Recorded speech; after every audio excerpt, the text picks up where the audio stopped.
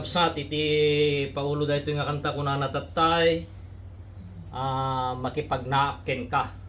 Kata iti panagbibiyag tayo kakabsat iti daytoy nga lubong kata no ingkawus mo ni Apo Hesus sakas manubot mo ken mangisalakan mo isulaeng iti panpanunutem aldaw ken rabii ket amin nga banbanag makipagpagnaka ken kuana.